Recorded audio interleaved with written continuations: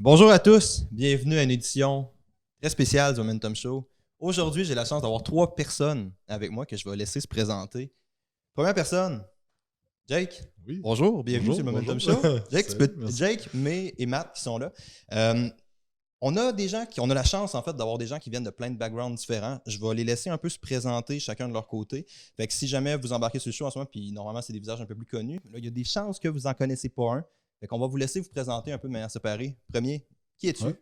Qui êtes-vous, Jacob Hamel, je suis propriétaire de Quantum Training, centre d'entraînement Quantum aussi qui va ouvrir d'ici quelques semaines. Et ça, je me spécialise en hypertrophie, transformation physique. Et c'est pendant ça mon background. J'ai une école de formation aussi qui s'appelle Éducation Quantum. Et c'est ça, je tripe sur aider les gens à devenir le plus gros, le plus rapidement possible.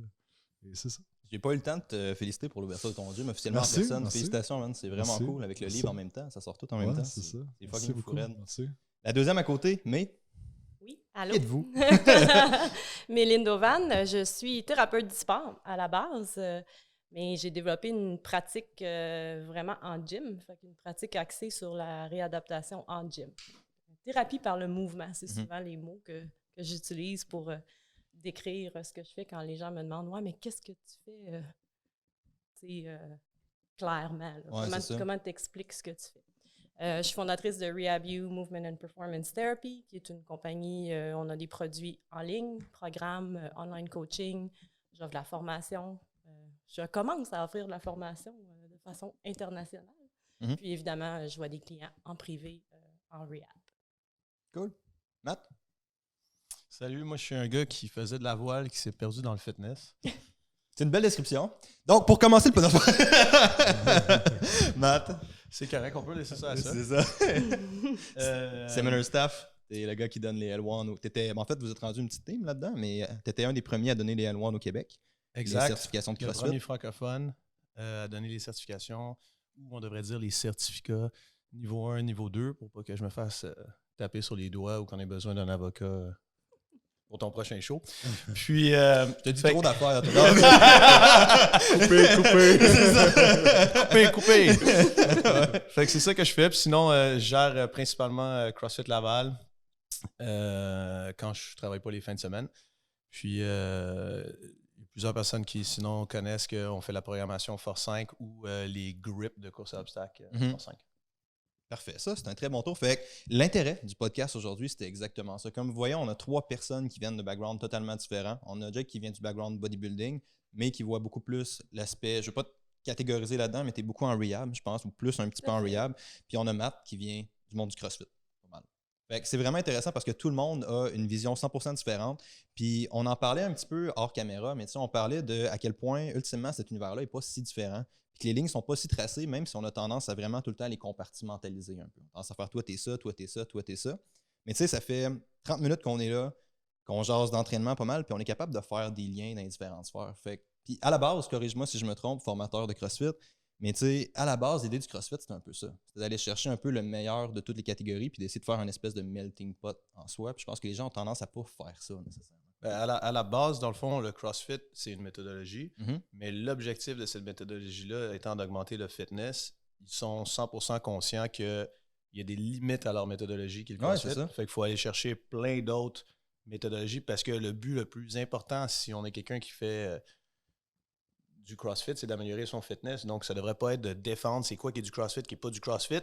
Plus si j'ai une limitation parce que j'ai besoin d'un peu plus de masse musculaire, il faudrait que j'aille voir un spécialiste là-dedans au lieu de m'improviser. Si je veux pouvoir continuer à bouger pendant longtemps, il faudrait peut-être que je fasse attention puis qu'avant d'avoir besoin de faire du rehab, je fasse du prehab ou je vois avec quelqu'un justement pour apprendre à mieux bouger, pour maximiser mon corps dans le fond. C'est clair, mais tu sais, t'amènes déjà un point qui est vraiment intéressant. T'amènes avec la définition du fitness pour le CrossFit. T'sais. Mais je pense que quand on amène avec des approches toutes différentes comme ça, comme bodybuilding, rehab, un peu la définition de fitness ou d'objectif changerait un peu. T'sais.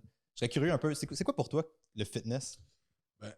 Pour moi, je pense que ma définition est différente du monde du bodybuilding. Ouais, c'est ça. C'est à ça que je pense. Ouais. Je parle à Jacob en ce moment pour ceux qui. Je pense que dans le monde du bodybuilding, le fitness, c'est que c'est à l'air stage. Ouais, c'est ça. 1 ou 2 fois par année. C'est un peu ça. Mais moi, je pense que le fitness en général, c'est beaucoup plus une approche qui va être un peu plus ressembler à ce que le but du CrossFit, en fait. C'est d'être bon dans toutes les sphères, que ce soit en endurance, en force ou en gain de masse musculaire, mais d'être capable de faire ce que tu as le goût de faire quand tu as le goût de faire. Si tu as le goût d'aller monter une montagne, mais si tu es un bodybuilder de 300 livres, tu n'as jamais entraîné un système aérobique ou d'autres systèmes énergétiques, ben tu ne seras pas de le faire. C'est certaines limitations. Je pense que si on regarde fitness en général, ce serait d'être capable de travailler dans n'importe quelle sphère que. Puis moi, Python, on a déjà eu cette conversation-là. Même là, c'est peut-être un peu plus ciblé, mais tu parlais de l'intérêt justement pour des bodybuilders d'avoir un meilleur fitness. Tu sais, mettons que le cardio est souvent limité ou que c'est pas des choses qu'ils vont faire, mais que ça bénéficie dans le portrait. Fait que ça ramène un peu à l'idée de la conversation qui est genre, les lignes sont pas si claires que ça dans tout. Puis ça, c'est vraiment intéressant, je pense. Là. Mais avec un background rehab. Ce que je trouve qui revient là-dedans, sans nécessairement dire que ça provient, que cette perception-là provient de mon background rehab nécessairement, mais le thème qui revient beaucoup, c'est que peu importe c'est quoi ton sport, que ce soit le CrossFit, que ce soit du bodybuilding, aller sur un stage, qu'est-ce qu'on veut faire, on essaie d'aller identifier les faiblesses pour travailler sur les faiblesses. Ça, c'est hot. Ouais, dans le contexte, ils vont être différentes, les faiblesses. Dans le contexte de CrossFit, c'est est-ce que j'ai besoin de plus de masse musculaire pour augmenter mon potentiel de force? Dans le contexte de bodybuilding, c'est peut-être plus esthétique. Et où ma faiblesse, c'est lesquels les muscles que j'ai plus de difficulté à développer pour être symétrique sur le stage. Mais veux pas, c'est la même chose qu'on fait. On identifie les faiblesses puis on trouve des stratégies pour les travailler. Fait que ça, c'est que ce soit de la prehab dans un contexte plus de performance, que ce soit différent dans un contexte d'esthétique, c'est quand même le même objectif. Fait que tu dirais comme le fitness, c'est ton élément limitant un peu, de ce que je comprends. Ou pas vraiment? Qu'est-ce que tu veux dire? Dans le sens que tu vas être aussi fit que ce qui te limite un peu dans ton fitness. Tout à fait. Peu importe ton contexte. C'est vraiment nice, ça.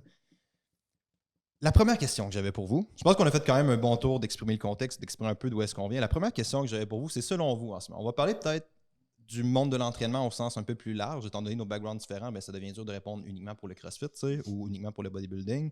Mais c'est quoi le plus gros challenge que vous pensez que les gens font face en ce moment dans le monde de l'entraînement? Jacob. Okay. Moi, je trouve quelqu'un allait répondre. Personne n'a sauté sa question. Je pensais qu'il fallait lever la main. C'est bon. Je vais te donner un buzzer. Ah non, c'est la pire idée. Je te donnerai pas de buzzer. Ça serait drôle, les buzzers. Moi, je pense que c'est la surinformation puis le manque d'action des gens. Fait que c'est un peu qui se perdent à travers la paralysie par l'analyse. Il y a tellement de stock en ligne que tu peux aller voir, tellement de sites tu peux t'inscrire, tellement de formations que tu peux faire. Puis le monde, je pense qu'il binge eat l'information. Ouais. Puis là, ils sont comme, OK, qu'est-ce que je fais? Une journée, je vais être fit comme un gars de CrossFit, je vais aller faire du CrossFit. Puis là, OK, mais je manque de bras. Le lendemain, je fais.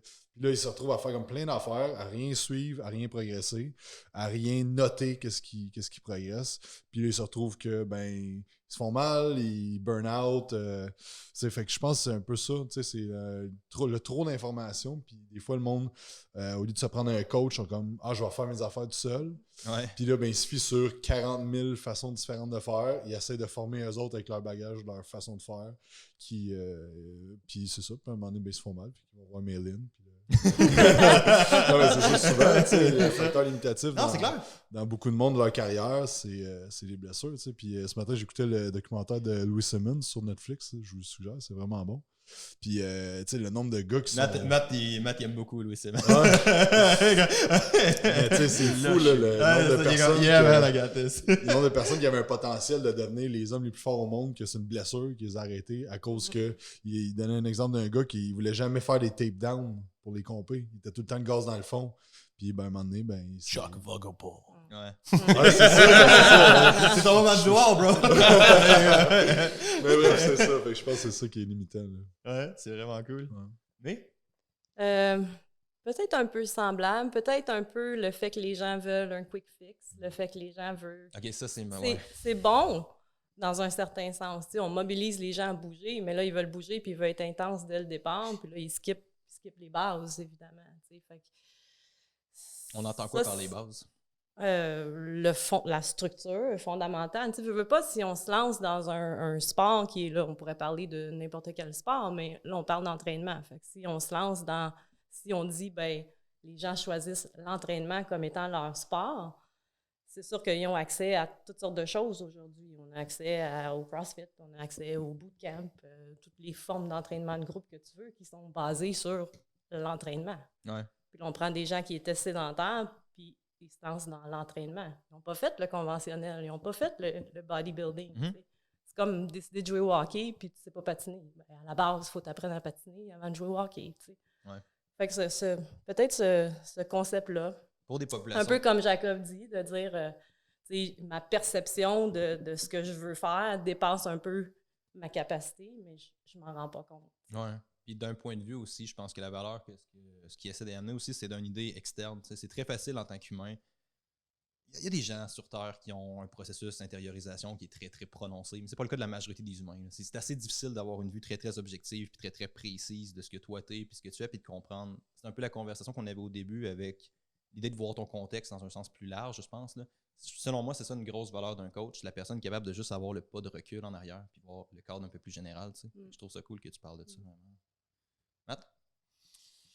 Je pense, ça va dans le même sens, mais le plus gros challenge que je vois, c'est de réconcilier le sport et la santé en 2 volets. Le premier, c'est les gens, comme elle dit, qui vont décider que pour ma santé, je suis convaincu, il faut que je m'entraîne. Ouais.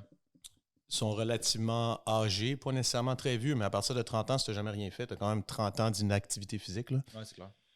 Donc là, tu commences potentiellement trop vite parce que tu veux sauter les étapes.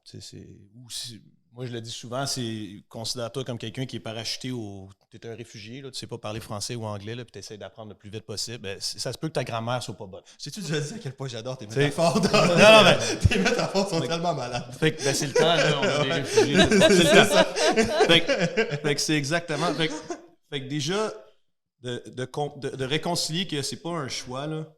C'est pas une question, on devrait pas se battre sur je devrais-tu faire du CrossFit, je devrais-tu faire du yoga, je devrais-tu faire de la musculation. Tout le monde est d'accord maintenant qu'il faut que tu bouges si tu veux être en santé. C'est relié directement avec la santé. Là. Mais là, il faut que tu saches où est-ce que tu te places. Est-ce que tu es dans ceux qui ne l'ont jamais fait qu'il faudrait que tu commences par la base? Puis après ça, dans le fond, le plus gros challenge qu'on va avoir, c'est que là, maintenant qu'on sait ça, c'est ma fille de 4 ans, il faut qu'elle soit en train d'apprendre les bases. Faut pas qu'elle attende genre d'avoir 18 ans puis se dire j'aimerais ça avoir un six-pack.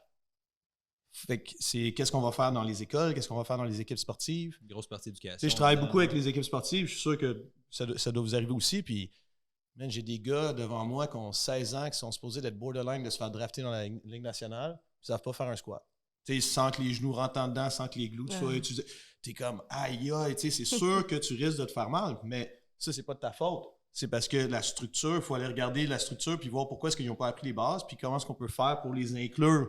Je pense que ça, c'est un énorme challenge parce que c'est pas tant de nous, dans notre petit coin, genre butiner pour essayer de réparer ce qui a été fait. C'est genre qu'est-ce qu'on va faire pour plus que ça arrive. Ouais, pour que les gens pourquoi est-ce que les Russes étaient bons au hockey? Parce qu'ils apprenaient à patiner avant justement de jouer au hockey. Ton exemple est très bon. Puis nous, on apprenait à patiner en même temps de tenir un bâton. Eux, ils ont des cours de patin. Ils ont la base. Fait que là, c'est comment est-ce qu'on va faire pour qu'à l'école, les gens ne skippent pas la journée bodybuilding là, quand ils sont en secondaire 5. Là, puis qu'ils apprennent à l'utiliser correctement, qu'ils apprennent à contracter.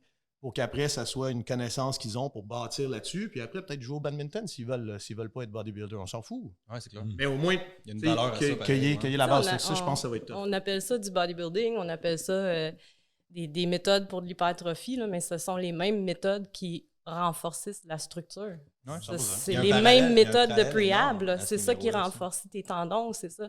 L'excentrique lent, le temps sous tension, tous ces trucs-là sont des choses qui rendent ta structure plus robuste, plus résiliente. Ouais. On va y aller peut-être avec des termes un peu plus simples pour la majorité des gens qui écoutent. On parle beaucoup de la base de l'entraînement. Puis ça, je pense que ça mérite une question à ce niveau-là de qu'est-ce qu'on entend de manière plus spécifique par base d'entraînement. Matt l'a amené, tu l'as amené un peu plus dans l'aspect bodybuilding. C'est tout ça que tu voulais dire? C'est tout ça pour toi la base d'entraînement? La base d'entraînement, pour moi, ça serait d'être capable de faire les mouvements de la vie de tous les jours, les mouvements qu'on appelle le buzzword fonctionnel. Là. Comme quoi? Fait que ça serait d'être capable de faire un squat. Ce serait d'être capable de lever une charge de la terre, d'amener une charge au-dessus de ta tête, d'être capable de gainer, d'être capable... Fait que tout ce que tu as besoin pour faire ces mouvements-là, au début, juste avec le poids de ton corps, puis après ça, avec une charge externe, puis après ça, si ça te tente, avec de l'intensité. Mais au début, juste être capable de le faire. quand je regarde justement quelqu'un comme ma fille à la garderie qui se lève d'une chaise, c'est pas avec les genoux qui se touchent. Ouais. Juste apprendre à faire ça. Fait que la Te coucher pyramide, à terre, te relever, tu sais. fait que la pyramide même du CrossFit, où est-ce que le Metcon serait avant, toi tu dirais que peut-être le contrôle gymnastique serait plus important un peu. Si on parle de c'est quoi qui serait absolument la base, on pourrait même aller aussi. Après, ça pourrait être un podcast, là, parce qu'il faudrait que j'y pense, là, parce que peut-être que la nutrition est encore plus importante avant, puis que la sécurité est encore plus importante avant, puis que genre de bien dormir est peut-être plus important. Ça, je sais Mais pas. mettons, on reste en entraînement. Là. Mais quand on parle de base, c'est qu'on parle de, avant de penser d'aller sur un stage, dans son cas, avant de, dans mon cas, de penser de faire de la compétition en entraînement. Avant de se blesser, dans mon cas. C'est de, si on reprend l'analogie d'apprendre une nouvelle langue, Ouais. C'est bon, ça. il faut que tu apprennes à prononcer des syllabes, puis connaître les lettres, puis être capable de les tracer avant de faire des mots, puis avant de faire des phrases, puis avant de faire des speeches au complet. Fait que c'est exactement le même principe que ce qu'on fait à l'école en ce moment. T'sais, on est bon pour breaker ça pour les connaissances. Maintenant, il faut juste qu'on fasse ça. C'est ce que nous trois faisons pour nos clients, mais je pense que le challenge vraiment difficile, c'est de le faire maintenant. Comment est-ce qu'on va faire pour que les gens de notre âge aient eu cette éducation-là avant d'arriver à notre âge, puis d'avoir dû faire potentiellement, on a sûrement fait toutes des grosses erreurs, parce que moi j'en ai fait, puis qui ont amené à des blessures, qui ont amené à des questionnements, qui ont amené à potentiellement même, genre que tu veux arrêter, puis c'est niaiseux. T'sais. Maintenant, c'est pour ça qu'on a ces jobs-là, parce qu'on essaie de faire que les gens apprennent avant de faire ces erreurs-là. Ouais, c'est clair. Mais tu avais parlé pas mal tantôt d'excentrique lent, tu avais parlé de contrôle musculaire un peu plus. Est-ce que tu avais quelque chose à ajouter sur la base de l'entraînement à ce niveau-là? Si je régresse encore plus que ça, pour moi, la base, puis là, ça vient évidemment de mon background de rehab, c'est la base, la fonction de base de l'épaule qui est nécessaire pour dire que je peux charger overhead, je peux lever des poids justement overhead. La fonction de base du bassin des hanches qui fait en sorte que je peux être optimale dans mes lifts. Est-ce que tout bouge comme ça devrait, de façon naturelle, avant de dire que ça peut bouger comme ça devrait pour des mouvements techniques. Fait qu'on parlait de mobilité un peu plus. On parle, oui, mobilité, stabilité, fonction globale, complexe de l'épaule, complexe de la hanche. Fait qu'évidemment, là-dedans, il y a tous les aspects de gainage, de respiration, de tous ces cool, trucs de base-là. Puis c'est intéressant parce que je lisais un livre, je l'ai fini il n'y a pas longtemps, qui s'appelle « Playing with Movement ». Puis lui, comme moi, je parle souvent de base ou de trucs fondamentaux. Puis lui, il définissait un fundamental. Il dit c'est une composante du mouvement qui est présente dans toutes tes répétitions qui sont successful. Toute répétition réussie. Fait que un fundamental, c'est une composante du mouvement qui est présente dans toutes tes répétitions réussies. Fait que c'est ton gainage, c'est ta stabilité scapulaire dans toutes tes répétitions. C'est ça un fundamental pour lui. Je trouvais ça intéressant comme c'est vraiment cool comme concept. Ouais, parce que tu as plusieurs choses qui sont communes à toutes les reps dans pas mal tout ce que tu vas faire. Ça venait chercher beaucoup ce que moi je fais, ce que je fais avec mes clients, ce que j'enseigne en formation. T'as-tu ta base? T'as-tu cette capacité-là? La mobilité, c'est une chose. Après la mobilité, bien évidemment, ça prend la mobilité pour après avoir la stabilité. Après ça, ça prend la force. Fait que l'entraînement doit venir avec. Tu peux avoir toute la mobilité puis le contrôle moteur que tu veux, mais si tu n'as pas de force, tu ne seras pas plus résilient. Là. Parce qu'il y avait un truc qui avait été popularisé beaucoup par c'est Charles Poliquin. Tu connais beaucoup plus toutes les affaires de Charles Poliquin que moi, qui avait sorti une citation d'un physicien allemand, si je ne me trompe pas, qui disait mort. Ouais. C'est l'affaire que tu peux pas tirer un canon de canon. Non, ben oui, il y a celle-là aussi qui était cool, ouais, mais c'était plus. Ouais, ben ça, cette métaphore-là est vraiment, vraiment bien en train d'illustrer la conversation, je pense, mais c'était plus l'idée que la force, c'est la meilleure de toutes les qualités, un peu. C'est tort, sinon pas. Il y a Mark Rippleto qui dit ça aussi, qui a écrit un très bon livre sur les mouvements fondamentaux, squat, deadlift, overhead press, etc. Lui dit « Strength is everything ». Lui, c'est ça son... T'as rien si t'as pas. Dans le monde de la rehab, je pense que c'est une composante qui est souvent négligée. Tu sais, le monde en reparte avec des étirements ou des affaires à faire, puis t'es comme, peut-être une raison. C'est la rehab et du prehab, parce que toutes nos personnes âgées, assez souvent, c'est le manque de force qui leur empêche de faire ce qu'ils ont besoin. Il y a une des études qui avait. Même avant qu'ils soient blessés. Là. Dans le domaine de la santé publique, là, une des études qui avait vraiment pas foutu la merde, mais qui avait foutu la merde, qui avait remis vraiment en question beaucoup de concepts qu'on avait. C'est une étude qui avait sorti, qui est par On et Al 2017, qui disait que la force de préhension est un meilleur prédicteur de mortalité que la tension artérielle systolique. Puis depuis ouais, ben, une étude, là, tu commences pas à faire des généralisations, puis tous les médecins suivent ça, mais quand même, tu arrives avec quelqu'un qui a plus de force a tendance à vivre plus vieux que quelqu'un qui a une bonne tension artérielle, ce qui est un de nos prédicteurs numéro 1 en termes de santé et de mortalité cardiaque. OK, nice, on tient vraiment de quoi là-dedans, je pense. Là. Tout à fait. Monsieur? Ouais, pour Jacob? les bases. Mais je pense que la base a été dit beaucoup. C'est un peu le même thinking que ça. Ce que je pourrais ajouter, c'est tout le temps dans le même aspect que faut que tu sois capable de marcher avant de courir, puis marcher avant de jogger avant de courir. C'est une forme de progression. Ouais. Mais une affaire qu'on pourrait rajouter que si on regarde les bases, c'est ça, il est capable de te tenir debout sans déjà que à la base, tout soit croche. Fait que je pense que l'impact des pieds, d'être capable de travailler quand tu fais un squat, d'être capable d'avoir une proprioception au niveau de tes pieds qui va dicter comment tu vas squatter. Des petites affaires là même.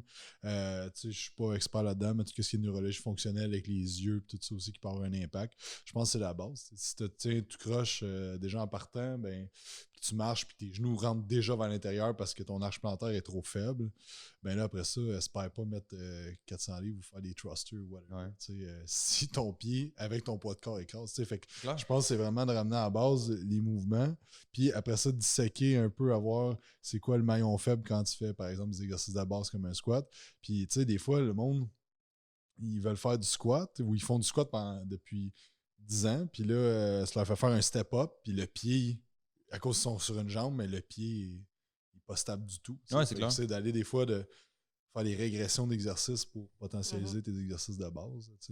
Ça serait peut-être un aspect aussi, je pense. Mais en parle quand même beaucoup. Mais tu sais, t'es gros. En fait, oui, des pieds aussi, mais j'allais plugger un peu plus unilatéral. Tout. En fait, tantôt, tu disais que tu étais plus forte en unilatéral qu'en bilatéral, ce qui est quand même très cool. Mais parce que j'ai des mauvaises chevilles.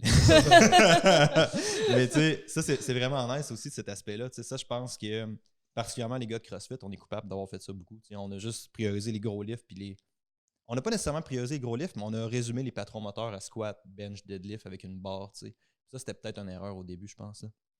Non, mais t'es pas d'accord? Damn. Peut-être ceux qui connaissaient moins. Si on parle spécifiquement du CrossFit, si on parle de challenge en CrossFit, c'est exactement ce que tu as dit. C'est comme ça en vient très populaire. Un petit peu comme quand il y a eu la grande popularisation du bodybuilding. Ou comme maintenant, il y a la grande popularisation. C'était quand la grande popularisation du bodybuilding? Ouais, pas mal Venice Beach, là, avec Arnold et compagnie. Okay. Je veux dire, là, tout d'un coup, les gens ont découvert que ça existait. Là, on savait qu'ils le faisaient avant. Ouais, c'est clair. Mais un peu comme là, il y a la popularisation du yoga. Ça pop partout. Là. Non, mais pour vrai. Non, avant, c'était niaiseux de faire du yoga. Là, maintenant, si Jacob il dit « Hey, on fait-tu une session de yoga après? » Personne qui va rire de lui. Là. Non, mais sauf qu'avant... sauf moi. Sauf toi. Mais le public va pas être comme... C'est bizarre, ça. Ouais. C'est normal maintenant, tu sais. Fait que le challenge, dans le fond, c'est la mésinformation ou c'est de penser qu'on connaît ça sans nécessairement le connaître. Parce que c'est sûr que je prêche pour ma paroisse, puis c'est facile pour moi parce que je donne des cours toutes les fins de semaine, fait que je les connais par cœur. Mais exemple, on a résumé les patrons moteurs beaucoup plus à des thèmes communs au mouvement. Ouais, qui sont, numéro 1, la position neutre de la colonne, qui retourne à ne pas être croche.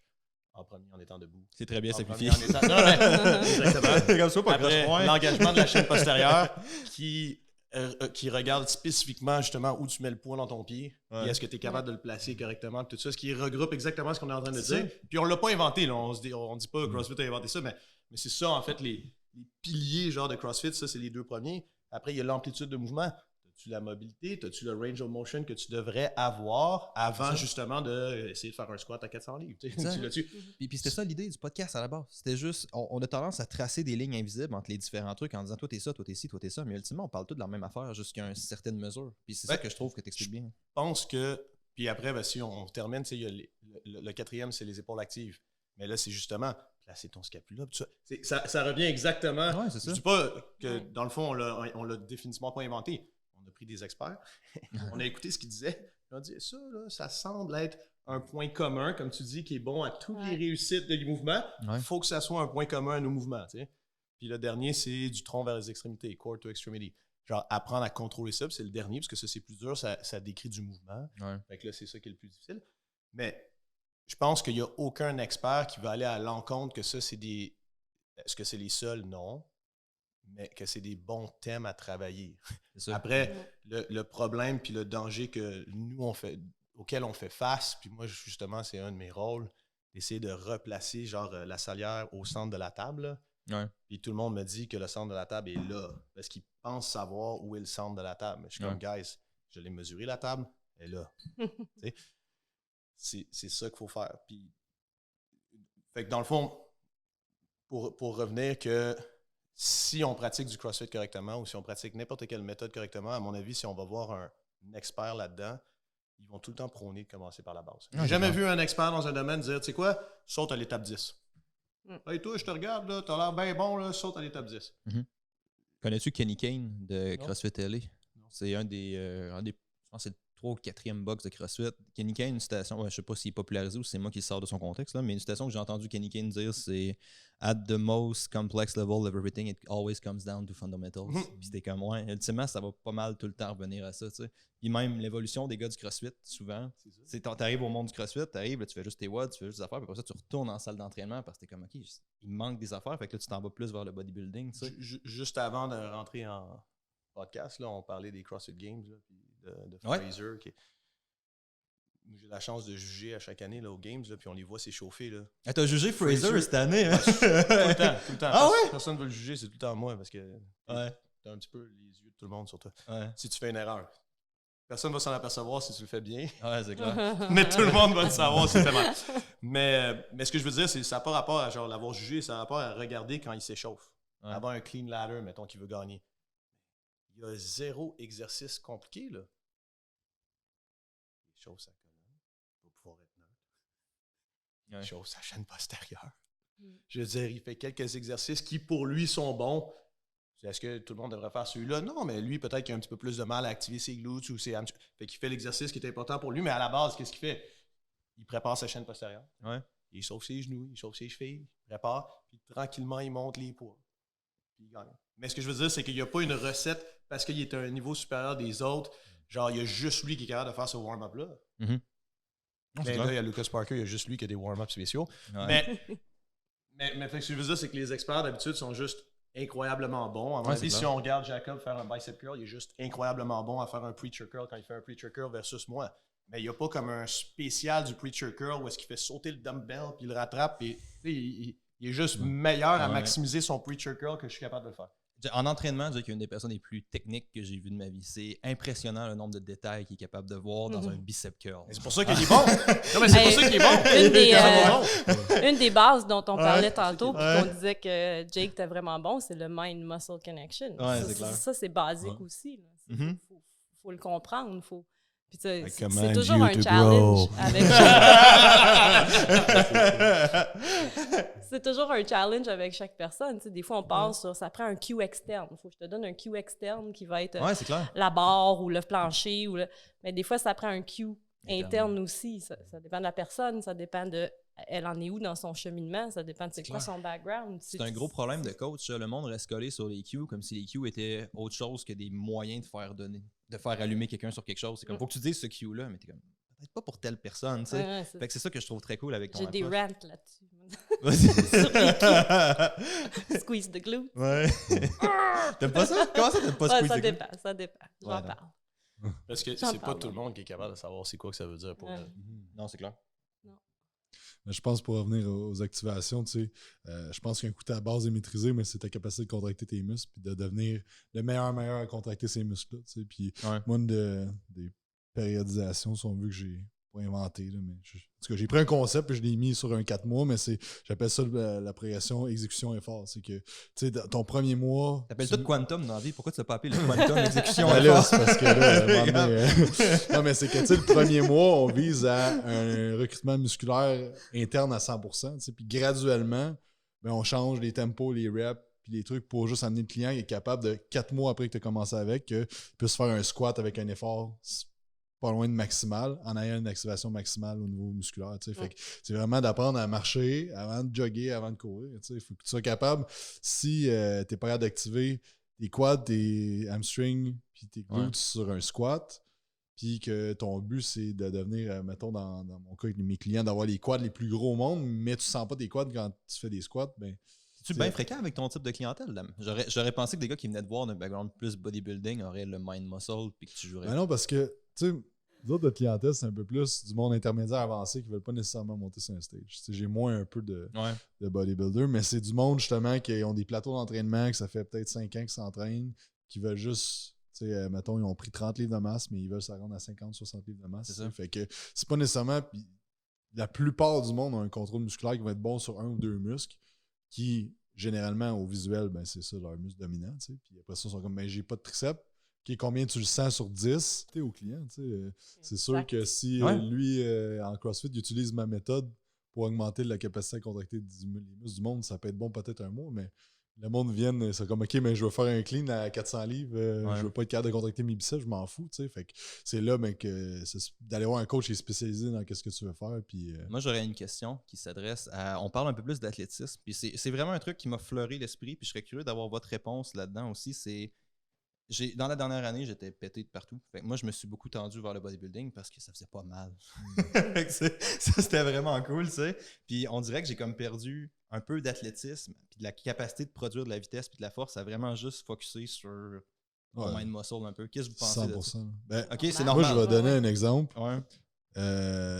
Je me suis entraîné d'une certaine façon depuis que je suis jeune. J'ai changé mes méthodes, tout ça, mais j'ai jamais été un gars ultra explosif. Mais j'ai été m'entraîner avec Steph Cazo il y a comme 2-3 ans, puis il était comme « Le gros, t'es fucking lent. » Fait que là, parce que mais tu sais, genre...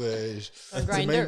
Ouais, mais tu sais, ma dernière rep à la même vitesse, tu sais. Ouais. Fait que là, pendant 1 an, je me suis fait coacher par lui, puis là, genre, accélérer mes barres, puis tu sais, là, c'est moins pire, mais tu sais, ce que Stéphane m'expliquait, puis que je savais, mais je faisais pas, mais c'est que, tu sais, à un moment donné, c'est que si tu veux aller taper dans des fibres plus rapides, d'avoir un maximum de développement musculaire, mais il faut que tu sois capable d'avoir des vitesses de contraction concentriques plus rapides, puis, fait que, tu sais, mais totalement, là, moi, je suis pas... mais en m'entraînant de même, ça a amélioré, mais... Ouais. Si tu fais juste du mind-muscle connection puis que tu focuses juste là-dessus, premièrement, je pense que tu limites ta prise de masse que tu vas avoir, mais deuxièmement, c'est que tu vas venir lent, tu vas recruter moins de fibres rapides, puis on sait que les fibres rapides ils ont plus de potentiel d'hypertrophie, fait que là, tu limites ton gain en force pas en masse, puis à un moment donné, ben, tu fais juste de la pompette puis tu as la même shape tout le temps. Puis... Il y a un concept de physique qui est vraiment, vraiment intéressant qui s'appelle le concept de masse critique, qui est l'idée que pour qu'un système puisse fonctionner optimalement, toutes les composantes doivent être à un certain niveau de l'autre. Ça ne veut pas dire que tes composantes sont égales. Mais ce que ça veut dire, c'est que dans le cas, mettons, de l'hypertrophie, ça te prend une certaine composante d'aérobie, mettons. Ça ne veut pas dire qu'elle va être égale à ta capacité d'excluder tes muscles, mais ça t'en prend une. Puis ça ramène un peu à l'idée que ce concept-là est souvent lié à l'idée que May a amené tantôt, qui ultimement, ça va beaucoup revenir à l'élément limitant de la chaîne, tu sais. Et ça, je trouve ça vraiment intéressant comme idée, là. Puis c'est sûr que si tu développes juste le potentiel contractile, que la plupart des personnes imaginent que c'est ça que les bodybuilders font, mais la plupart des très bons bodybuilders ont définitivement pas juste ça. Là. Ouais, beaucoup de bodybuilders qui sont Ronnie très forts, Coleman qui faisait 2 reps à 800 livres de back squat, t'as pas juste le potentiel contractile de le faire. Non, mais je veux dire, puis des fois, le monde sont comme ouais, mais Arnold faisait ça. Ouais, mais Arnold, il a gagné des championnats d'haltéro, il a gagné des championnats de force avant de faire de la pompe. Exactement. Parce qu'après, tu as le potentiel contractile.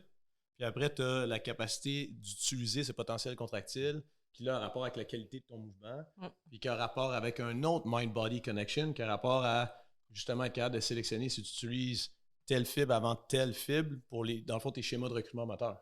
Parce que tu as beau avoir individuellement 2 jambes très très fortes, tu n'as pas nécessairement le meilleur back squat.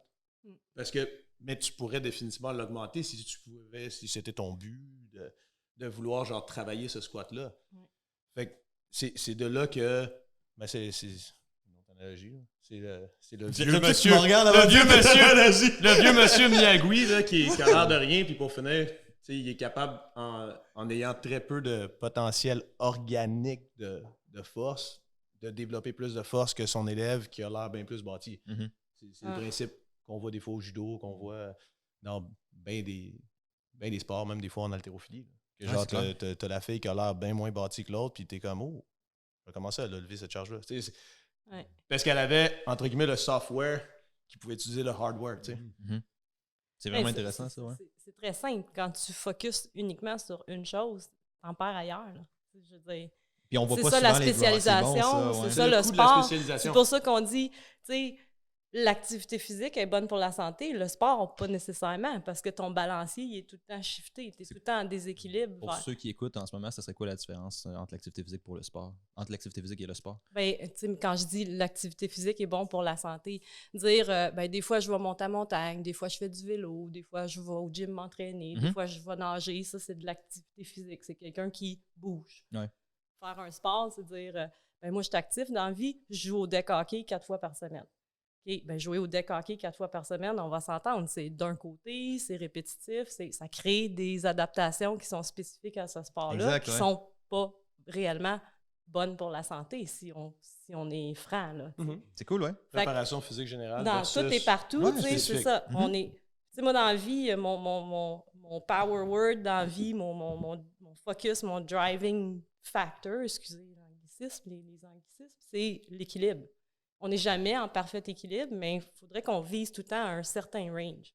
Fait que si je sais que je pratique tel sport qui me déséquilibre vers telle adaptation, ben il faudrait que je m'arrange pour, dans mon off-season, dans mes journées de recovery, dans mes journées de pre-ab, j'essaie de tasser le balancier un peu dans l'autre direction, de façon que ça ne va pas nuire à ma performance, mais que je ne vais pas me ramasser avec toutes sortes d'adaptations qui peuvent en bout de ligne, mener à des syndromes. Un peu comme douloureux. Jess qui s'entraîne avec Mathieu et qui m'a demandé, tu sais. Moi, j'étais comme, OK. J'ai jamais travaillé avec quelqu'un de CrossFit. Je trouvais ça intéressant, son ouverture d'esprit, mais tu sais, tu me corrigeras si je me trompe, mais je pense que ses lifts ils ont quand même augmenté depuis qu'elle fait de la flexion du genou avec la charge. Puis des petites affaires, tu sais, anodins, mais qui potentialisent. 100%. 100%. Je veux dire, si on regarde aussi le film de Simmons, là. J'allais le plugger. West Side versus the World. Mais c'est ce qu'ils appellent le spatial exercise, là, que tu as l'impression qu'il parle de la NASA là, avec son accent, là, mais c'est exercices spéciaux là, de renforcement. Là. On va le classer. Mais absolument. Parce que on sait très bien que de la même façon que si on fait un sport spécifique, c'est ce que je faisais avant, on développe c'est clair. quelque chose de très niche, puis on est comme incroyable dans ça, puis il faut qu'on... Le coût à ça, c'est de sacrifier pas mal tout le reste. Et assez souvent, de créer des... On peut appeler ça des débalancements. Mais ça crée définitivement des problèmes. Parce que tu laisses... Tu laisses... Moi, ça a créé des... Voilà, le plus terme que des... politically correct. Plus des adaptations... Mais c'est une des citations les plus connues de Louis... Ben, je sais pas si c'est le plus connu, mais une des citations que moi j'ai vu le plus souvent de Louis Simmons, c'est l'idée de la pyramide. Là.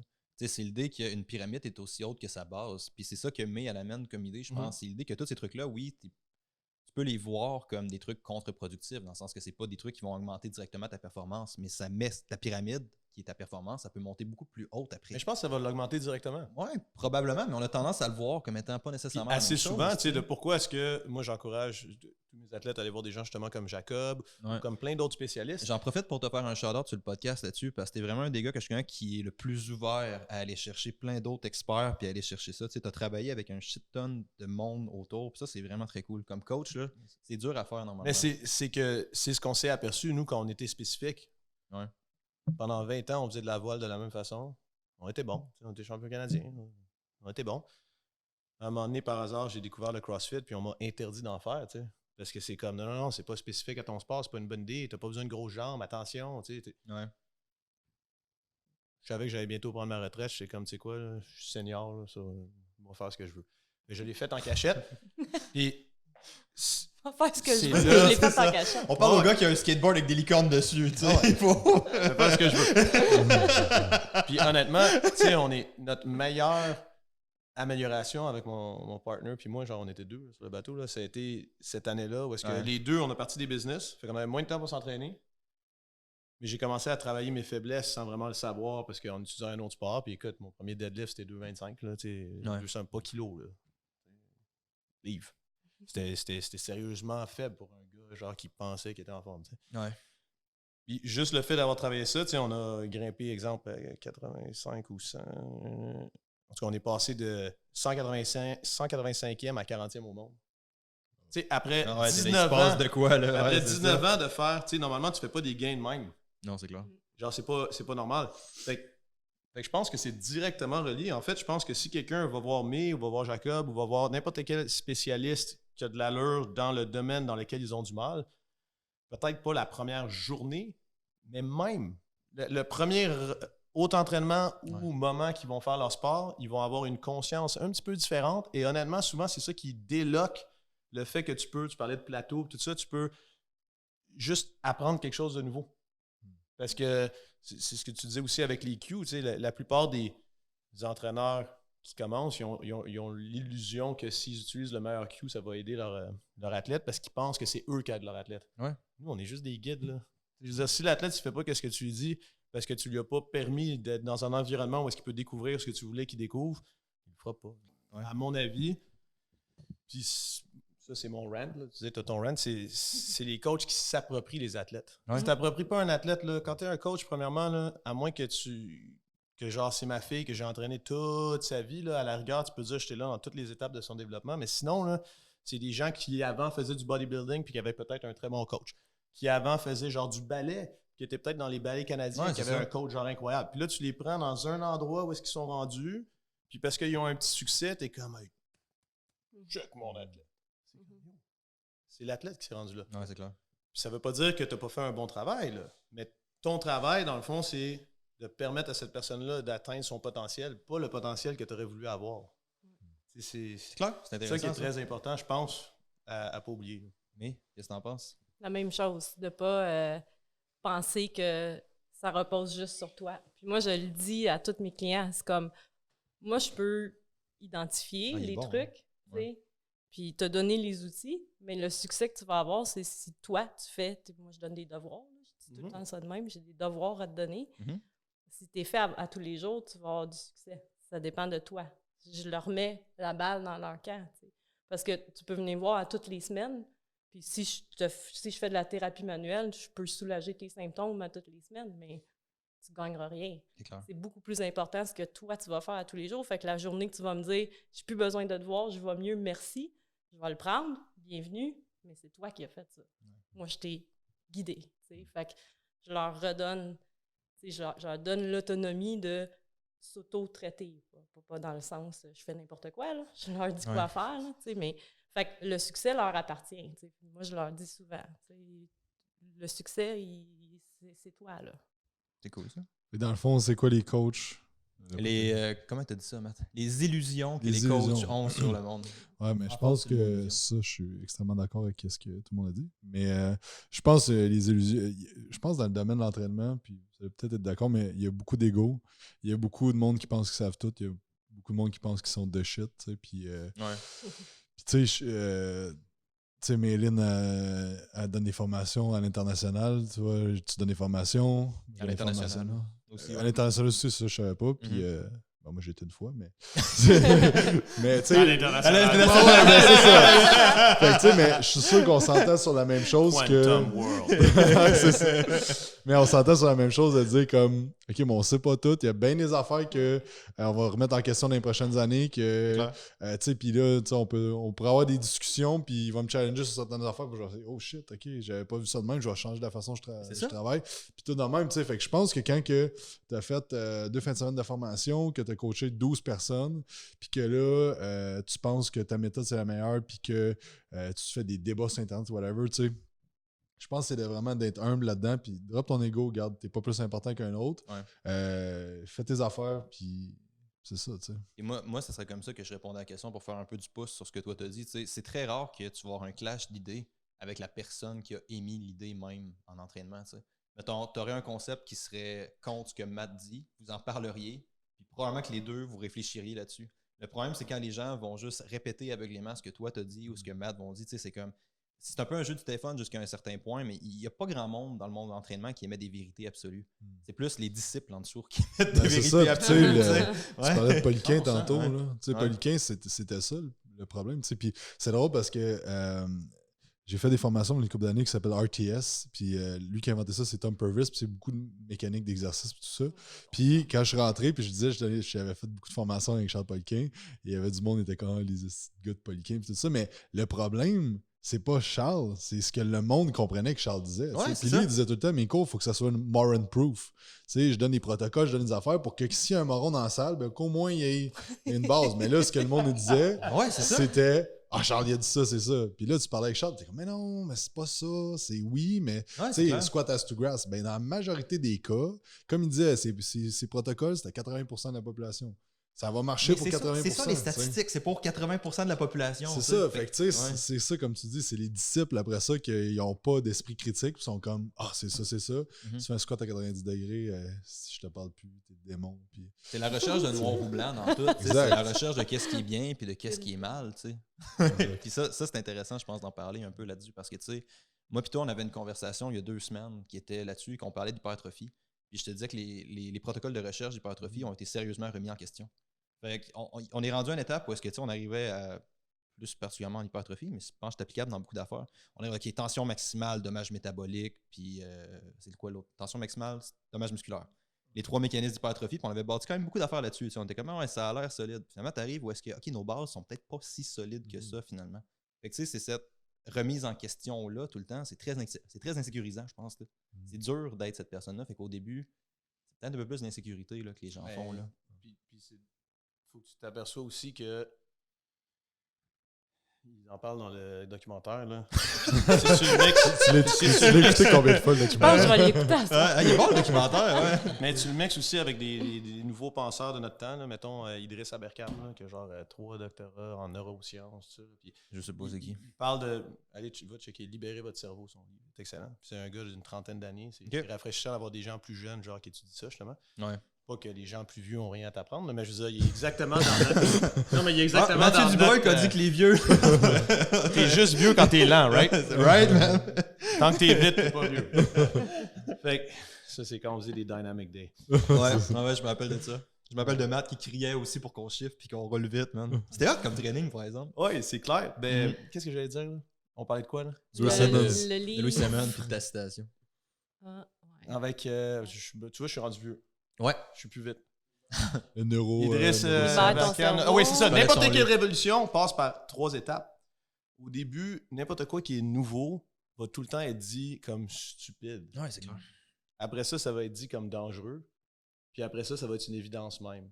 Puis, prendre n'importe quoi. L'exemple d'Idriss Aberkane, exemple, c'est le vote des femmes. Et comme quand les gens ont commencé à se rendre compte que ça serait peut-être une bonne idée, au début, ils ont dit c'est stupide. Pourquoi on leur donnerait le droit de vote? Après, ils ont commencé à se rendre compte que ça pouvait être dangereux parce que là, il y a 51% de la population qui peut commencer à décider de qu'est-ce qui va se passer. Puis c'est 51%. Ouais. C'est plus que. C'est majoritaire, ouais. T'sais? Puis maintenant, c'est une évidence même. Tu sais, so what, là, dans nos pays, si quelqu'un dirait hey, on va t'enlever le droit de vote, c'est comme t'es malade. Tu sais, je veux dire, ben non, mais c'est il n'y a pas si longtemps que ça. Ouais, c'est clair. Tu sais? Puis c'est le même principe. Dans l'entraînement, il faut que les gens s'aperçoivent que c'est une science complètement nouvelle, la kinésiologie. Là. Yup. Je veux dire, man, on est au début, on est rendu au même stade que genre en météorologie, là, quand on pensait qu'il y avait le dieu du vent, le dieu des tempêtes. Pour vrai, là, tu sais, on est Quand rendu même. encore au même stade que ça. Fait que là, faut justement jamais faire qu'est-ce que tu dis, Jacob, c'est le problème de je connais tout après 2 fins de c'est semaine. clair. Parce que là, tu sais, ça avance tellement vite. Puis ce que tu as appris il y a 2 fins de semaine, quand une fois, Louis Simmons, il dit, tu sais, tu lis son livre, puis là, tu écoutes son podcast, puis il dit qu'est-ce qu'il écrit dans son livre. Il est comme, ben ouais, I bave. C'est comme, tu sais, j'ai évolué, c'est plus ça. C'est pas, c'était stupide, mais il est comme, non, mais on sait que c'est plus ça. On sait que maintenant, c'est à cause de telle raison, puis ça serait mieux de le faire de même. Puis je suis sûr que ça a évolué. Ça a évolué. J'évolue tout le temps. Là. Si tu viens dans mon gym versus il y a 10 ans, pas la même approche avec un nouveau. C'est clair. C'est la même méthodologie que l'année passée. Je pense que c'est là qu'il vient le problème. Ouais. C'est que tu as toujours la même méthodologie. Après 5 ans que tu es trainer, mais tu utilises les affaires de la même Je pense que façon. ta méthode X, elle marche Ouais, c'est avec ça. tout le monde, peu importe le contexte, peu importe, c'est ça. ABC, c'est ça. J'aimerais ça citer quelqu'un que j'aime beaucoup, qui m'a déjà dit la première fois que je l'ai vu, il m'a dit la pire chose avec le monde de l'entraînement, c'est les règles de l'entraînement. Cette personne-là est là. Ah, ben oui. C'est bon, ça! Je suis d'accord avec ça. Mais tu sais, c'est une des premières affaires que tu avais amenées. Puis c'est un peu ça que le monde genre, c'est comme, il n'y a pas de certitude. Il n'y en a pas vraiment. Fait que c'est important de ne pas t'enfermer dans des idées. Là. Je pense que ça, c'est très important. Là. Puis on avait une thématique tantôt que j'aimais beaucoup, qui était, tu sais, on regarde un peu en arrière de ce qu'on a fait en tant que coach, puis on devrait avoir fait des erreurs réalistiquement. Tu sais, il y a une citation encore là que j'aime quand même pas mal qui est si tu regardes pas qui que tu étais dans la dernière année puis tu n'as pas un peu honte, tu as mal fait ça. Tu n'es pas censé être ça. Tu es censé évoluer constamment. Tu sais. Dans le monde de l'entraînement en ce moment, y a-t-il des places que vous trouvez ou des petites tangentes qui sont en train d'être prises que vous êtes en désaccord? L'intensité. Puis ça fait partie intensément genre de la définition du CrossFit. Là. Fait que je veux pas dire que c'est mauvais, mais toutes les nouveautés que je vois basées seulement sur l'intensité, sans qualité du mouvement, sans base, je vois pas comment est-ce que ça peut pas amener à des problèmes. C'est intéressant, ça. Même si Non, c'est pas bien à 100%. dire qu'il faut s'entraîner avec intensité, mais Mais c'est clair, ouais. C'est de voir encore là les choses comme étant juste noir ou blanche. C'est juste intense ou c'est ça. T'es comme non, c'est pas juste intense à tout prix. Là. Ça, je trouve ça intéressant comme vision. Là. Je sais pas si j'ai quelque chose à rajouter. Je dirais presque la même chose. Je dirais ce qui m'irrite un peu parfois, c'est functional training. Là. Puis je dis ça en toute... parce que j'ai déjà donné des formations, créé des formations qui s'appelaient functional training. Là. Puis à un moment donné, je me suis dit, mais ça veut rien dire. Fonctionnel, c'est quoi? Ça dépend du contexte. T'sais, si prendre la masse musculaire, c'est ton objectif, ben faire du bodybuilding, c'est fonctionnel. Ouais, c'est clair. Fait que cette définition-là de faut que ça ressemble à du mouvement ou faut que ça soit des mouvements combinés, faut que ça soit... Maintenant, je regarde beaucoup plus la fonction comme étant tout ce dont on a parlé. T'as-tu tes bases? T'as-tu ton mind muscle? T'as-tu ta technique? Tout ça va ensemble pour que tu sois fonctionnel. Je sais pas si tu avais vu Brett Contreras qui avait fait une vidéo de... Comme le Seated Lakers, c'est ultra fonctionnel. Parce que quand tu essaies de te lever de ton lazy boy, tu fais genre comme un seated, mais c'est comme en voulant dire comme tout, tu penses un peu est fonctionnel. Mais c'est ça, on parlait tantôt de Jess Nadeau, qui vient du monde du CrossFit, qui est juste fonctionnel. Tu lui as fait faire du leg curl debout, qui est pas fonctionnel, qui est horrible. Mais ça a monté toutes ses... Mais tu sais, ça a monté toutes ses lifts catégoriques fonctionnels. Oui, mais on n'a pas dit que c'était pas fonctionnel. Non, lui, il mais parle c'est souvent dans la pensée dans la pensée, monde. Mais je pense que c'est uni. Peut-être si tu me reposes la question, j'ai dit isolé, l'intensité, peut-être que dans le fond, j'aurais dû répondre. Toi, Utiliser Alex. des termes. Non, C'est pas vrai. utiliser des termes sans définition. Fait que sans Ouais, contexte. ça c'est intéressant. Sans Ouais. contexte. Parce que Louis Simmons, un mouvement fonctionnel, c'est uniarticulaire Ah ouais? qui va t'aider à réussir ton lift. En CrossFit, un mouvement fonctionnel, ça génère plus de power output en moyenne qu'un mouvement non fonctionnel. En rehab, un mouvement fonctionnel, ça pourrait être de checker tes angles morts de la bonne façon ou de placer ton scapula de la bonne façon. Je veux dire, non, mais c'est ça. Non, mais c'est bon, mais, ça. Mais ce que je veux dire, c'est que dans le fond, le problème, c'est plus de lancer des termes parce que c'est un buzz marketing, mais sans la définition qui vient avec. J'ai aucun problème, moi, que tu me parles, que lui, il me dise avec Jess Nadeau, on va faire des mouvements fonctionnels. Pour moi, un mouvement fonctionnel, je ne dis pas nécessairement que c'est ta définition, mais je dis pour moi, un mouvement fonctionnel, c'est le mouvement dont elle a le plus besoin pour... C'est ça. C'est comment tu avais dit, au lieu de déséquilibre, là, c'était... Pour rebalancer, pour Rebalancer. rééquilibrer, dans le fond, les adaptations qu'elle a eues. Ouais. Non, c'est clair. Je vais être comme, appelle ça mouvement fonctionnel, le grand, c'est faire parfait, c'est ça que je veux que tu fasses avec. Non, mais c'est se cacher derrière des je idéaux. vais pas commencer des à termes, dire, là. genre, tu sais quoi, le grand, c'est pas fonctionnel, ça. Ouais, c'est ça. Ouais, c'est ça. Premièrement, Mais genre, tu je sais- dirais pas ça parce que... Ça ramène à la conversation qu'on avait tantôt, Ben. C'est se cacher derrière des idéaux, puis des termes, puis d'autres paroles qui ont été dites par d'autres personnes. Mais t'es comme, si tu penses ça, t'amènes au truc que toi, tu as la vision que tu devrais avoir. Ça, c'est la vérité, ça l'est pas, tu sais. Puis c'est un peu ça qui est intéressant. Ouais, tu sais, on parlait tantôt de... Merde, j'ai perdu mon idée. On parlait tantôt de strength is everything. On disait que la force est tout. Ben, à la base, qu'est-ce qui augmente ton potentiel de force? Si tu as plus de masse musculaire, tu as un Ouais, c'est meilleur clair. potentiel de force. Je veux dire, on le sait. On le sait. Tant que c'est jumelé à autre chose. Fait que, tu sais, si tu fais juste augmenter ta masse musculaire, tu seras peut-être pas plus fort. Tu sais, il faut que ça soit jumelé avec d'autres méthodes d'entraînement qui sont pas uniquement hypertrophie. Mais tu sais, à la base, ça va tout ensemble. C'est clair. Comme tu disais tantôt, je pense que le problème, c'est qu'on on tire des lignes entre bodybuilding, rehab, functional training, cross, alors que, je veux dire, c'est un continuum là-dedans. Là. Puis t'es fonctionnel. Ouais, Je veux dire, ta capacité à être fonctionnel n'est pas statique. Elle dépend de ton objectif dans cette partie-là de ta planification. Elle dépend de la blessure que tu as eue. Elle dépend de ta faiblesse que tu as dans tes lifts. Elle dépend de... En général, dans la vie, les C'est seules choses qui sont statique. fixes, c'est tes préjugés. Là. En général, c'est les seules choses qui sont fixes. Là. C'est comme Ouais. tout dépend du contexte en Ouais. général. Là. Fait que ça, C'est c'est la vraiment beauté de intéressant. notre Et domaine. les impôts. C'est ça qui- Ah, et les impôts, et les impôts. Malheureusement. Mais tu sais, on a amené tantôt une certaine thématique. Je pense que ça va être important. Je serais curieux d'avoir la réponse, mettons, parce qu'on a parlé tous des petits rants. On a tous parti sur des petits rants un peu.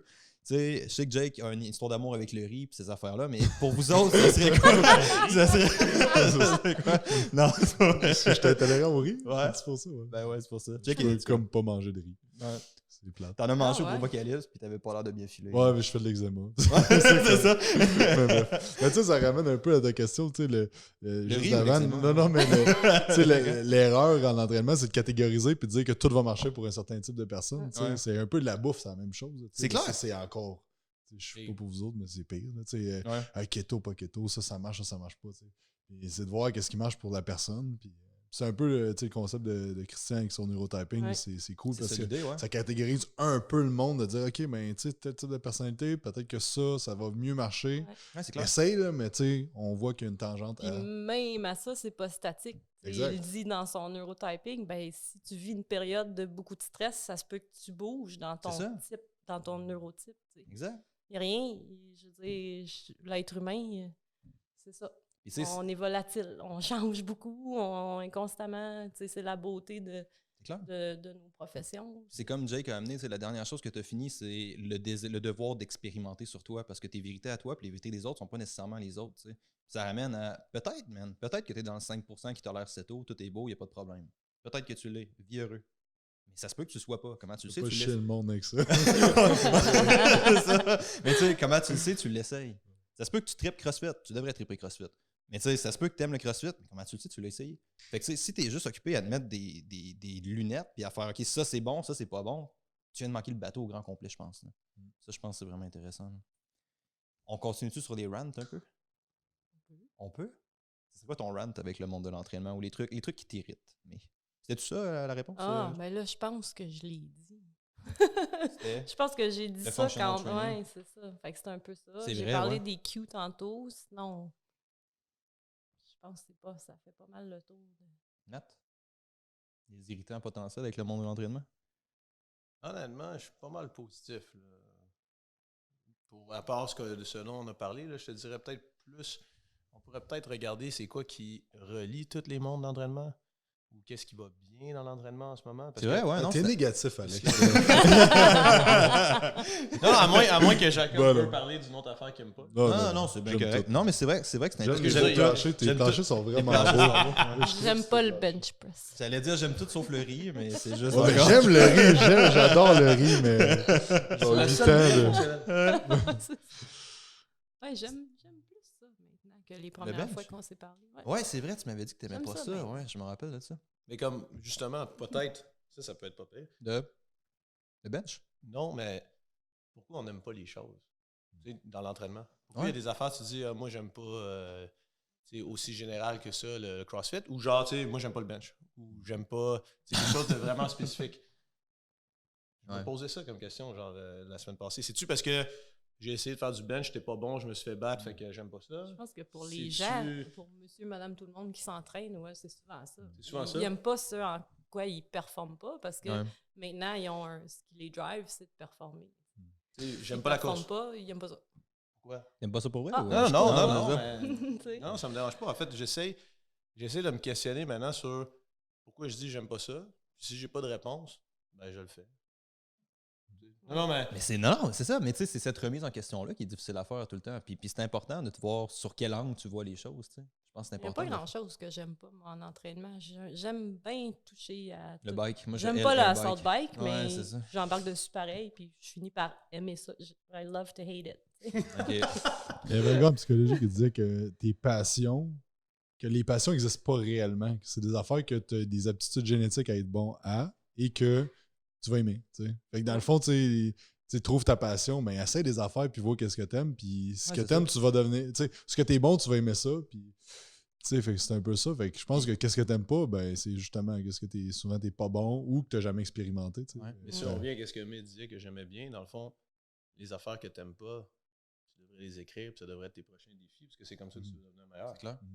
Un truc que j'aime vraiment beaucoup, c'est une citation de Chris Moore qui disait You'll break your brain by thinking. Tu vas briser ton cerveau à penser. Puis c'est un peu ce que tu dis avec l'analyse, la peur par l'analyse. Tu sais. Il y a beaucoup de choses que la réponse, ça ne sera pas de réfléchir à la situation. Puis je suis coupable de ça parce que je suis quelqu'un de très mathématique, statistique dans la vie. Je suis quelqu'un de très logique, très rationnel. Mais il y a beaucoup de fois, la réponse, c'est juste mets-toi les mains à part. Ouais, c'est ça. Essaie-le, check si t'aimes ça. Puis tout ton gros raisonnement fait pas de sens si tu l'as pas essayé souvent. Là. Fait que je pense que c'est important d'avoir l'essayer assez longtemps, tu sais, pour d'avoir... tu sais, si, mettons, tu dis que t'aimes pas le CrossFit ou t'aimes pas le bodybuilding ou t'aimes pas whatever, t'aimes pas la course, fais-le pendant comme 3 mois. Puis après ça, tu peux juger, est-ce que réellement j'aimais pas ça ou est-ce qu'au début, j'étais vraiment pas bon, ça me faisait mal. Tu sais, moi, c'est sûr que je vais courir, je vais dire que j'ai ça courir. Mais tu sais, après que j'ai mal dans les genoux à courir, tu sais... Faut que je teste ton VO2 max. Faut vraiment que je teste ton VO2 max. Tu sais, c'est ça. Puis tu sais, des fois, tu vas faire de quoi qui... Ah ouais, tu penses? Yo, il est capable d'utiliser de l'oxygène, ce gars-là. Je sais pas, je meurs d'envie de le tester. J'aimerais vraiment ça qu'on le Check teste. la grosseur des poumons. Il y a des gros poumons. En relatif, peut-être qu'il n'est pas si bon que ça, mais en absolu, c'est sûr qu'il y a un gros VO2 max. Faudrait le tester, ouais. Mais ça s'exprime en relatif, le VO2, normalement. OK. Ouais. En absolu, je pense qu'il nous bat. Probablement. Je pense qu'il nous bat tout. Mais ouais, c'est ça. Fait que tu sais, je sais plus ce que je disais. On ne sait plus, on n'arrête pas de... De partir, mais c'est le Momentum Show, là. Je veux dire, Ben c'est oui. pas fucking TVA Nouvelle, là. Mais tu sais... Mais je pense que c'est intéressant d'amener, tu sais, si t'aimes pas quelque chose, justement, c'est ton prochain défi, puis de l'expérimenter, puis de te mettre là-dedans, puis tu vas faire comme, OK, j'aime ça faire ça, finalement, tu sais. Puis, moi, il y a plein d'affaires les dernières années, justement, que j'étais vraiment pas bon, que je me suis mis dans ces positions-là, puis finalement, j'étais comme, OK, j'aime ça faire ça, ou il y a des affaires que j'étais comme, ouais, non, OK, j'aime. Comme quoi, mettons, plus concrètement? Par exemple, moi, j'aime pas ça, faire du cardio, puis faire des affaires là même, mais j'aime ça aller faire du hiking, puis faire des affaires extrêmes, genre, comme 30 km en une journée l'année passée, puis ça a été une des affaires les plus dures que j'ai faites de ma vie, mais comme, tu sais, j'ai appris à aimer ça, malgré que j'étais pas bon au début, mais j'en ai fait, puis là, je suis comme, ça, j'aime ça, mais il y a d'autres affaires comme, justement, avec Simon, qu'on a fait, on faisait la méthode Wim Hof là, dans l'eau froide, puis tout ça, puis tu sais, j'ai fait comme pendant 3 mois, puis on était dans un lac glacé, c'était comme le défi de la fin, puis c'était cool, je l'ai fait, mais je ne trippe pas tant que ça faire ça. C'est ça, quand t'avais essayé de m'embarquer là-dedans, j'avais puis... fait toutes les douches froides, j'avais tout fait jusqu'à temps qu'on fasse les marches sans t-shirt. Là, je vous ai demandé pourquoi, puis il n'y a personne qui m'a répondu. Alors, ça faisait partie du... Mais ouais, mais c'est ça, c'est intéressant, c'est ce désir-là. Mais bref, c'est ce désir-là quand même d'essayer des trucs, puis de regarder les yeux ouverts, je pense que c'est vraiment important. Question, c'est quoi les dernières questions que vous êtes posées récemment? Y a-t-il des questions, c'est des trucs sur lesquels vous êtes questionné récemment? Je suis dans le champ? Non, non, mais on est au garage. C'est quand même une question que tout bon coach devrait se poser. Se questionner, c'est important. Mais je dis ça en blague. Là, mais... Dans la vie ou sur l'entraînement? En général, interprète ta question comme tu veux. Si je me pose des questions. J'en pose continuellement. Ah, mais je pense que justement, c'est de remettre en question tout qu'est-ce que tu sais, qu'est-ce que tu fais. Ouais. Puis de te demander, je fais-tu vraiment bonne affaire au bon moment? Est-ce que je prends une bonne décision? Tu sais? Et c'est un truc qu'on avait parlé, moi, plutôt, une des premières fois, c'était ça. C'était comme la courbe de la connaissance. Comme au début, t'es de shit. Après ça, tu te rends compte que t'es vraiment pas bon. Puis si tu descends pas bon assez longtemps, tu vas finir par remonter puis devenir un peu bon. Mais là, il y a comme un effet. Il y a un effet, ça a un nom, ça, là. Ouais, c'est la courbe de Dunning-Kruger. C'est ça, exactement. Que les gens qui en connaissent très peu pensent de shit, mais ça revient un peu à ce qu'on parlait tantôt. Ouais, c'est clair. Plus t'en connais, plus tu commences à te remettre en question. Ouais, c'est clair. Mais je pense que je réponds à ta question. Ouais, je serais curieux, vas-y. Particulièrement toi, oui. En ce moment, je me pose bien des questions sur comment est-ce qu'on apprend. Que ce soit en sport, que ce soit une nouvelle langue, que ce soit... Parce que la limite réelle est l'apprentissage dans pas mal tout ce qu'on fait. Ouais, puis je trouve que ça rejoint ce que Jacob disait. On est comme inondé de connaissances. Puis il y en a qu'on peut décrire comme moyenne, mais il y en a beaucoup qui est bonne aussi. Puis un des trucs qui me limite, moi, en ce moment, c'est je peux pas emmagasiner autant de connaissances que les nouvelles connaissances arrivent. Fait que souvent, c'est par la chance que tu découvres quelque chose. T'sais. C'est vrai. Par la main, puis t'es comme ça c'est bon, je vais aller voir ça, je savais même pas que ça existait. T'sais. Ouais, c'est clair. Puis, je savais pas que ça existait. Je vais aller faire ça.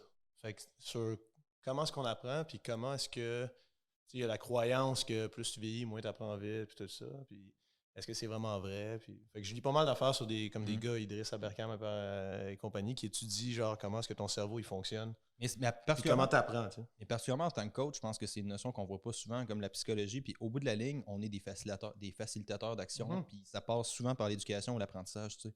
C'est une partie du coaching, je pense, qui n'est pas vue. Là. C'est de l'éducation, ce qu'on fait. Ce que Ouais. May fait, c'est de l'éducation. Ce que Jake fait, c'est de l'éducation. Ce que toi, tu fais, c'est de l'éducation. Via l'activité physique. Mais c'est de l'éducation. Absolument. Ça, je pense que c'est vraiment intéressant aussi. Là. Toi, Alex, quelles ont été tes questions? Pour vrai? Non. Moi, je réponds pas à cette question-là. Alors, c'est tout confié, là. Allez, là. La dernière question que je me suis posée, c'est... Moi, je suis un gros fan de philosophie de Nietzsche. Je lis vraiment beaucoup de Nietzsche. Puis quand tu tombes dans le nihilisme, qui est la philosophie beaucoup de... Quand tu commences à pousser n'importe quelle méthode, je me suis perdu dans la logique vraiment longtemps, dans tout l'aspect scientifique. J'étais dans si c'est pas mesurable, puis je pense qu'il y a beaucoup de douchebags sur les réseaux sociaux que vous pouvez trouver qui font ça. J'en ai fait partie. Là. J'ai été le gars, il n'y a pas de données, il n'y a pas ci, il n'y a pas ça. Puis t'es comme, quand tu tends beaucoup vers les données, vers tout ce que tu peux prouver, on dirait que ça t'amène à un certain désir de confort, puis tu contrôles tout, genre. Fait que je me suis demandé si toutes mes connaissances sont pas bâties sur le contrôle, c'est un désir de contrôle. Fait que c'est comme, autour de ça, tout mon feeling de coach serait bâti sur un désir d'insécurité, genre.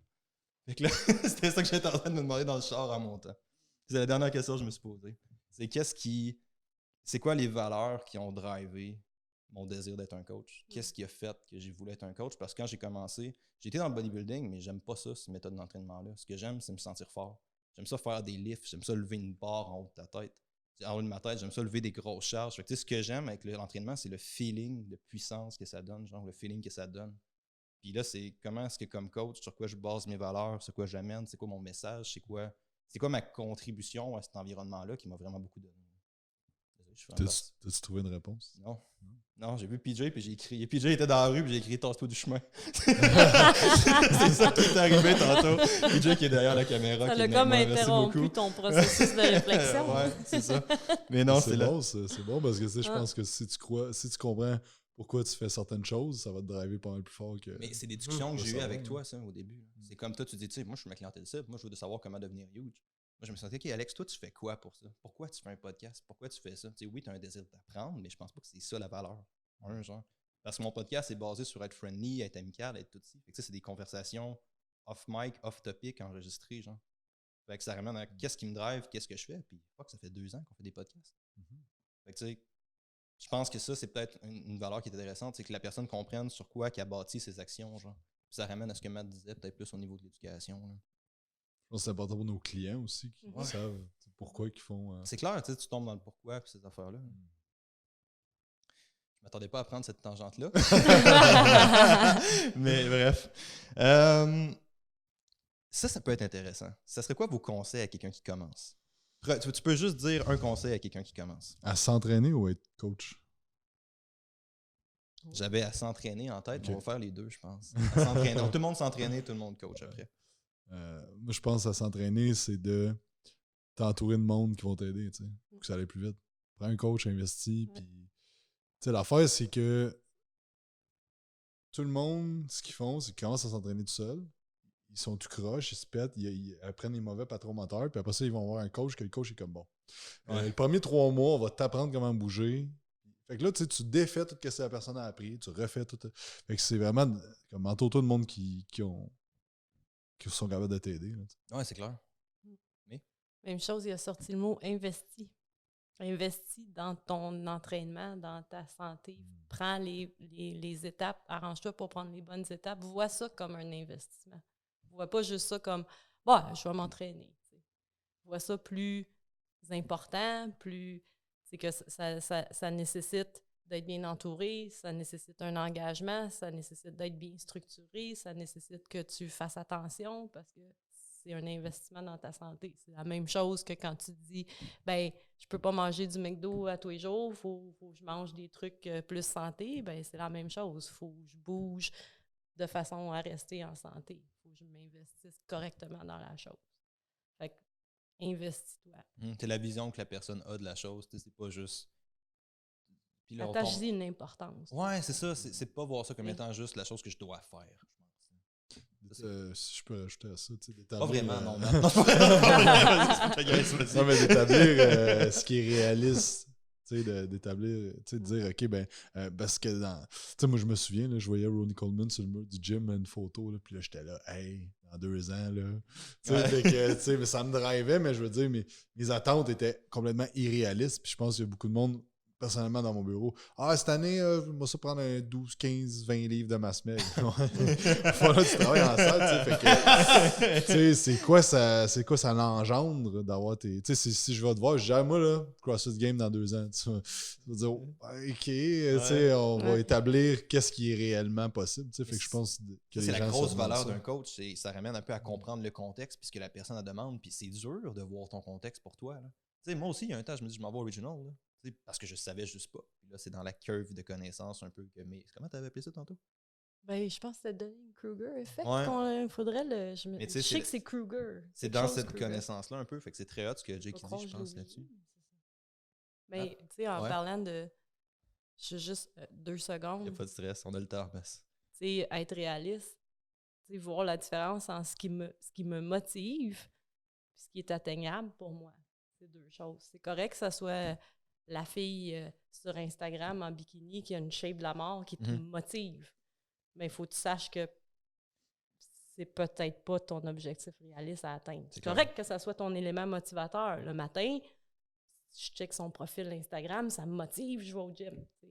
C'est correct. Encore là, ça prend un équilibre. C'est mon facteur motivateur, mais mes objectifs sont personnels à moi.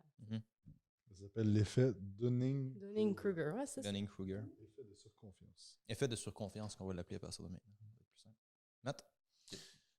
Ça revient un peu au même, mais la façon que je le dis maintenant, c'est tous les gens que je rencontre d'habitude, ils sont dans un moment dans leur vie où est-ce qu'ils ont eu du succès dans quelque chose à un moment donné.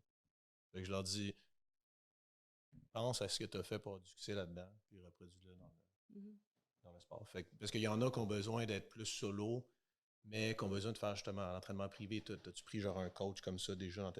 Il y en a, tu sais, ils ont eu du succès parce qu'ils sont mis dans une grosse communauté. Il y en a qui...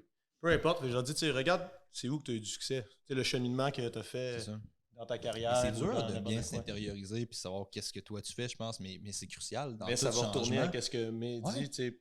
Est-ce que tu as eu des reality checks quand tu as fait ça? Après, tu peux ouvrir aux discussions parce que la plupart des gens, on est chanceux, on ne voit pas nécessairement des gens qui ont 12 ans. Non.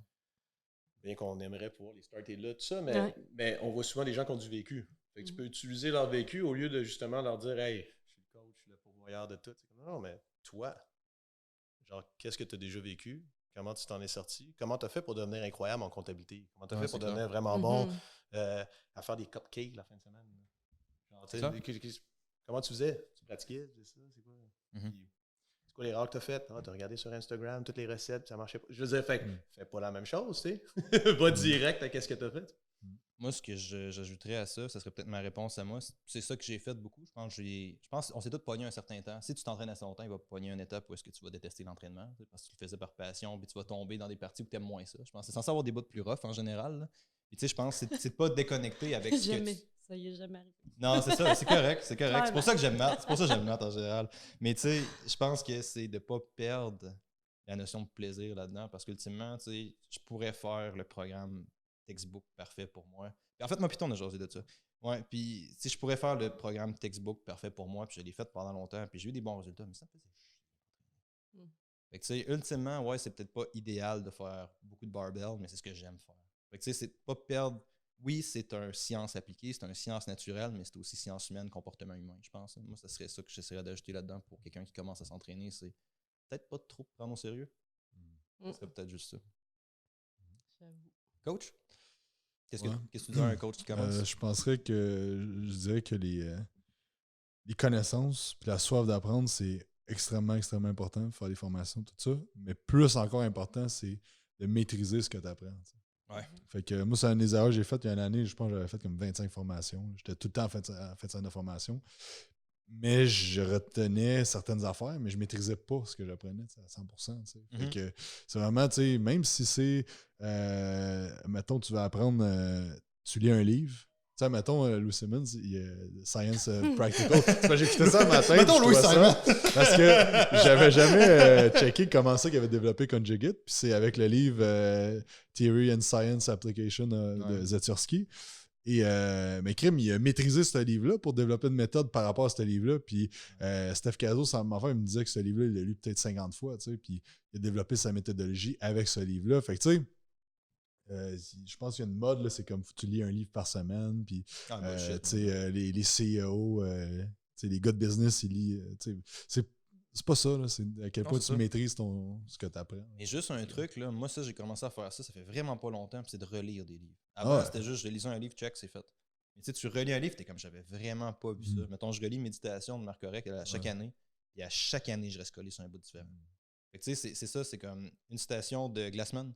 Glassman, un des trucs qu'il a dit que moi j'ai beaucoup aimé au début, c'est maîtrise les bases, puis à partir du moment où tu penses que tu maîtrises les bases, retourne aux bases, puis là, fais attention. Fait que ça, c'est vraiment très cool, je pense. C'est un peu quand tu écoutes un film, Ouais. la première fois, tu vois quelque chose, après ça, tu vois une certaine subtilité dans le film, là, tu sais, Ouais. puis tous les fois, tu apprends quelque chose. Ouais, là, c'est tu sais, clair. fait que c'est ça. Au coach, mais. Un Coach. peu dans le même sens. Va chercher des outils puis une compréhension de ces outils-là, mais surtout, travaille sur l'application pratique. T'sais, quand est-ce que cet outil-là va être utile? Quand est-ce qu'il ne le sera pas?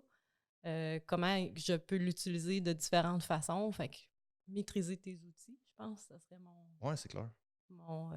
Puis, tu sais, va pas faire quelque chose en pensant que tu vas appliquer juste ça. Ouais, c'est apprends à en prendre, puis en laisser, puis à voir qu'est-ce que je peux intégrer dans ma pratique. Parce que je veux pas, on va dans des formations, puis il y a des affaires qu'on est comme, ouais, OK, puis il y a d'autres affaires qu'on est comme, ah, man, je vais faire ça quand je... Il y a des choses qui fit plus dans notre philosophie, méthodologie, pratique, whatever you want to call it, la façon qu'on travaille. T'sais. Fait qu'il y a moyen d'aller chercher des bouts de certaines choses, d'en prendre, d'en laisser, puis d'intégrer ça de façon intelligente à ta pratique.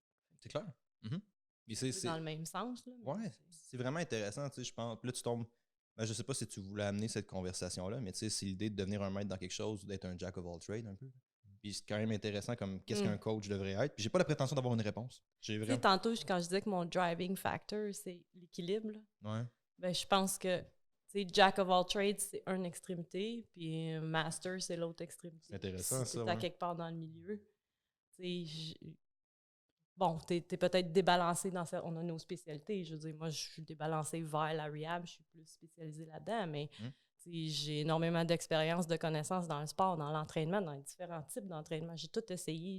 Fait que c'est juste d'être équilibré entre les deux. T'es ni un jack of all trades, t'es peut-être plus proche d'un maître dans certaines choses, mais je veux dire, à quelque part, t'as beaucoup d'outils de sources variées. Fait que ta boîte à outils est grosse. Là. Fait que peu importe le problème que tu fais face, t'as plus de solutions possibles. D'être coach aussi, mettons, tu es à ton compte, ben, c'est d'avoir plein d'affaires connexes aussi, parce que je trouve ça plate, moi, du monde avec des super bonnes connaissances, mais ils n'ont aucune expertise en marketing, en vente, en business, en rien. Puis là, c'est là que les coachs se plantent normalement. C'est pas d'être expert dans rien, c'est juste d'avoir une base puis de comprendre que si ton objectif dans la vie, c'est d'aider le plus de monde possible à être plus en shape, mais tu as besoin de pouvoir parler à ce monde-là, puis qu'ils te fassent confiance. Fait que je pense aussi, il y a des coachs des fois là, que c'est plate, mais comme ils font ça part-time ou même ils arrêtent de faire ça parce qu'ils manquent de skills autres, puis que fait first, je trouve ça selfish parce qu'ils n'aident pas le plus de monde qui pourrait avec toutes leurs connaissances qu'ils ont. Fait que de t'investir un peu dans tout. Mais encore là, d'avoir un équilibre, faut que j'ai une expertise dans l'entraînement. Je ne suis pas un expert en marketing, je ne suis pas un expert en vente. Mais tu as ça, mais que tu as certaines bases à comptabilité, juste gérer tes affaires. Si tu veux gagner ta vie et être passionné de ça toute ta vie aussi, parce que la passion, mettons, ça fait 10 ans là, que tu as de la misère à mettre du pain sur la table. Ça se peut que ta passion diminue pas mal. Ouais. C'est ça se peut que tu sois comme moi. J'aime ça l'entraînement, là, mais tu sais quoi, j'aime ça aussi manger. Fait que... ça, c'est l'idée aussi, mais ça, c'est encore le concept de masse critique. Toutes les composantes d'un système doivent être à un certain niveau de l'autre. Tu n'as pas besoin d'être un génie en marketing. Mais si tu es vraiment nul en marketing, ton système va planter. Fait que je pense que c'est important de le voir. Puis c'est un peu la thématique qui ressort de tout ça, c'est voir la forêt, là, pas voir un arbre. Je pense que c'est important. Matt? Moi, je dirais le meilleur conseil que je pourrais donner, c'est deviens apprenti dans un endroit que tu penses que c'est ça que tu voudrais faire. C'est bon, ça. C'est un conseil vraiment pratique aussi. Moi, je pense que ça aurait été c'est comme Yoda, il parle pas beaucoup, mais c'est. Matt, comme... il est. C'est vrai, la bonne affaire. Ça. T'as juste à dire Louis Simon, il va s'allumer. Puis tout, les gars. C'est ça. Je Je pense que ça va être une bonne façon. Tu peux-tu imiter Louis Simon une dernière fois? Speed eccentric. I remember in 1979 when I was training with Pokeball, we were doing some box squat, and then after you decide to like stay for 8 seconds on the box, and then you stood up. On va t'envoyer juste cet extrait-là après ça, mais mec, tu l'écoutes, ça commence. C'est ça l'intro, ça. Je pense que c'est vraiment une merveilleuse façon de mettre fin à ça pour d'autres raisons que celle de PJ doit s'en aller avec le stock. Je pense que. Merci beaucoup tout le monde d'avoir été là. Où est-ce que les gens peuvent vous trouver? Instagram, Facebook, YouTube, Quantum Training, le podcast Quantum aussi sur Anchor et sur toutes les plateformes. Quantumtraining.ca. Si tu tapes Quantum Training sur Google, tu devrais trouver tout ce que je fais. Là. Ouais. Instagram, May Rehabu, Facebook, May Rehabu et rehabu.com. Rehab-u, la lettre U.com. Dans mon garage. Je donnerai pas l'adresse. C'est ça. CrossFitLaval.ca, faites juste cliquer sur Contact, c'est moi. Réglé. Merci beaucoup tout le monde d'avoir été là. Nouvel épisode du Momentum Show à chaque semaine. Si vous avez aimé, vous savez que vous avez aimé. Rendez-vous sur iTunes, Podbean, peu importe la plateforme que vous utilisez pour nous laisser un like, un partage. Ça fait une grosse différence. Merci beaucoup. Nouvel épisode du Momentum Show à chaque semaine.